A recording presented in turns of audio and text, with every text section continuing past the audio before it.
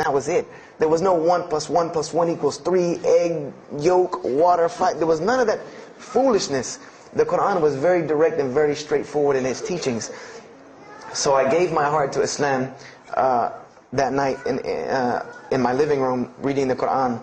And I cried and cried, that I had been looking for the truth all this time, had searched all this way, and it was right across the street.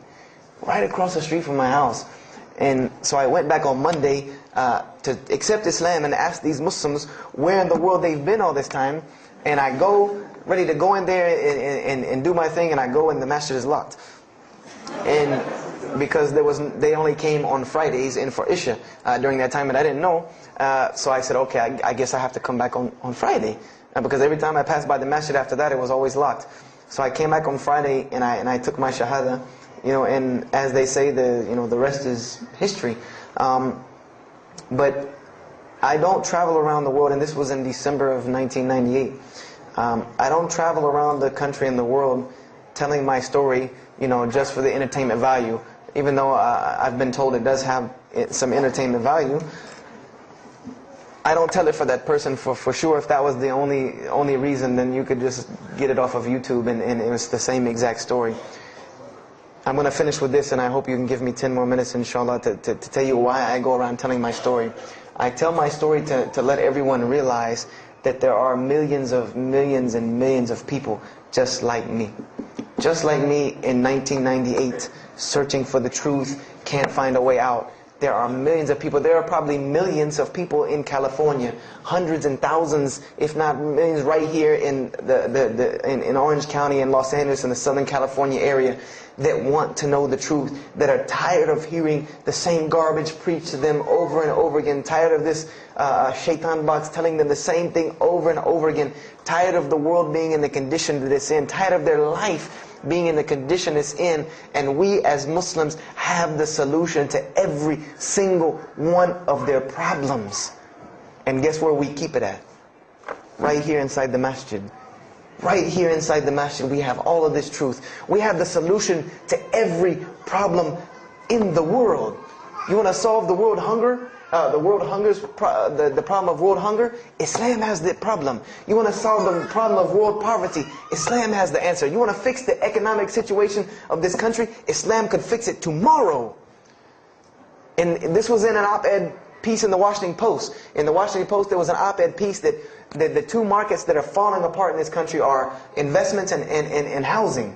And there are two people in this market that while the rest are bottoming it out, this market is steadily climbing. It's not getting rich overnight like people want to, but it is continually going up, and that is Islamic financing and Islamic housing markets. These two things are so steady and so strong that economists in DC are trying to figure out how they can take some of these Islamic principles, from these investing and housing firms, and plug them into this system to give it some stability, because they realize that you won't get rich overnight in the Islamic system, but it will be stable. It will be something that will give stability. So they are starting to find out that Islam has the answer and the solution to their problems. But we already know this. We already know this, that we can solve every world problem with Islam. We'll put an end to it. But the problem is, we're hiding it from the people. Unfortunately, willingly or unwillingly, knowingly, unknowingly, we are hiding this from the people. And there's a statement in the Quran and that Allah warns the Jews about what they did with their religion. And it is a statement that is left in the Quran for us, that verily those who conceal the evidences and the clear proofs, after we have made it clear for them in the book, they are those who are cursed by Allah and cursed by those who curse, unless they repent and reveal that which they have been concealing. Those I will accept their repentance, because I am the one who accepts it, the most merciful. We have become guilty just the same way the Jews have of hiding the truth about their religion. When they saw the Prophet Muhammad ﷺ, they knew the truth and wanted to hide it. People, we know the truth about Islam, and we are hiding it. We as Muslims are running around begging Allah for dignity and honor and help, when He has already given it to us in this deen. Everything that a Muslim could ever want has already been given to him in this deen of Islam. Anything that you ask Allah for, there is an account set up for you to go take it out of. You just got to find it where it's at. And any of you, I'm not going to go through the ayahs for they're too long, but if you want to know the solutions to every one of your problems in this world and the hereafter, just go read Surah Al-Saf, ayah 10 through 13. Very, very easy solution. If I had the time, I would read them to you, inshallah. But we have the cure to every disease in the world. And we're not giving it to the people. And I want to use this as a parable because I really want this to hit home with you. Let's say, what is your name, brother? Abdullah, mashallah.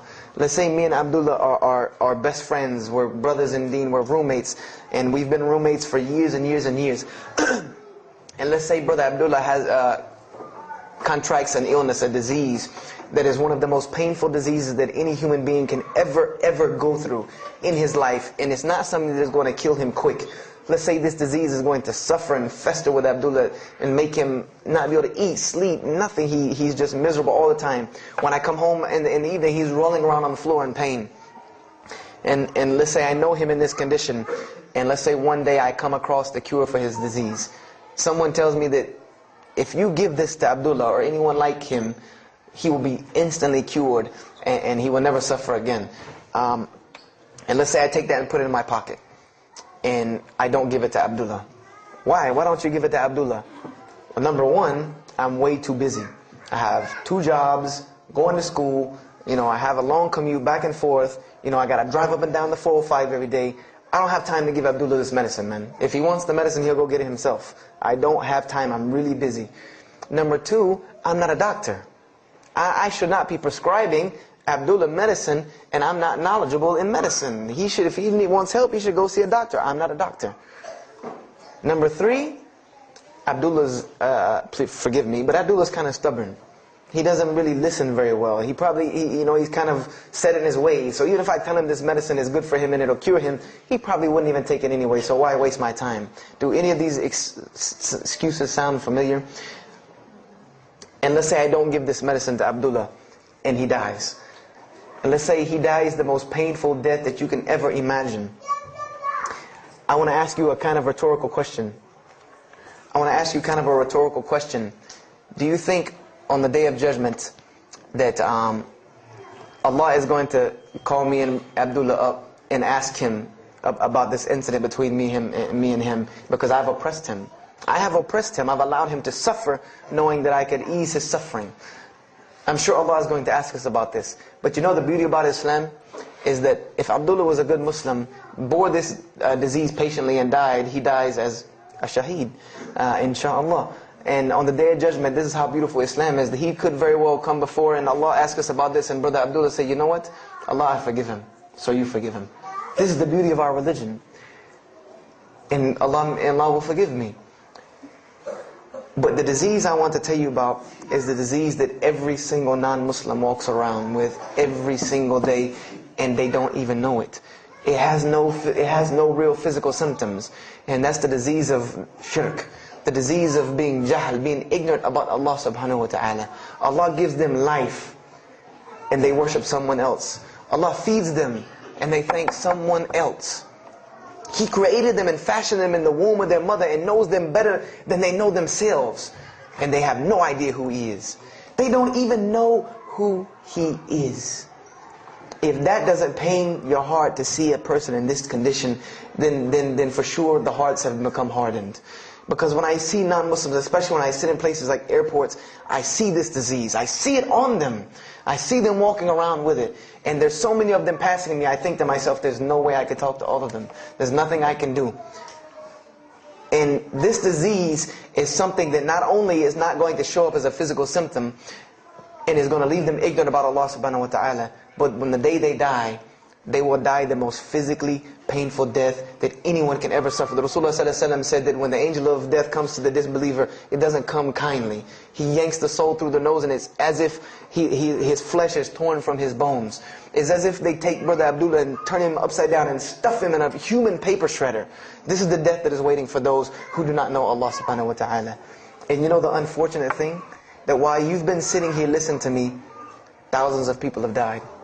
Thousands of people have lost their life not knowing Allah while I'm talking to you right now. People in this city have lost their life, and there's nothing we can do about them. They're gone. it's too late for them. We can't save them even if we want to. And that's a deplorable